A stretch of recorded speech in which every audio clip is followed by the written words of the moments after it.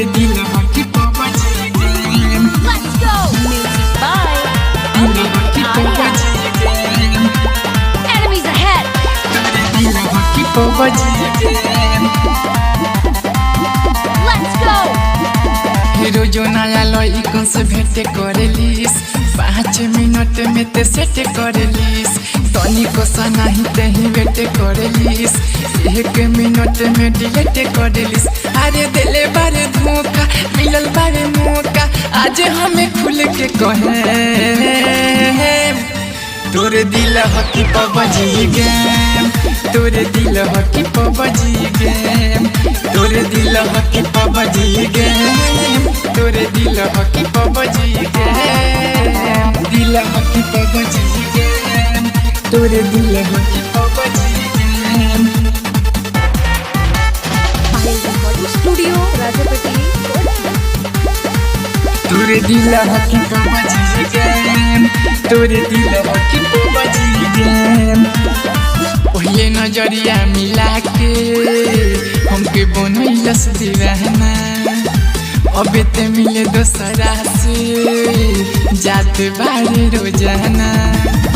पहले नजरिया मिला के हमके बनैलस दीवाना अब ते मिले दोसरा से जात बारे रोजाना।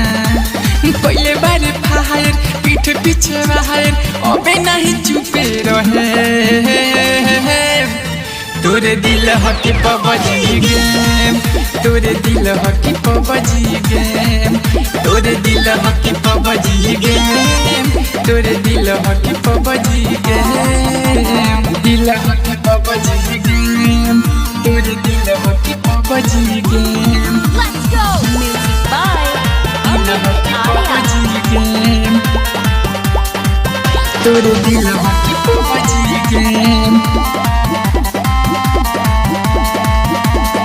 धोखा देले बारे जब से हो गईले नफरत लब से खेला खेलो तारे कब से बाते बताई में आज सब से।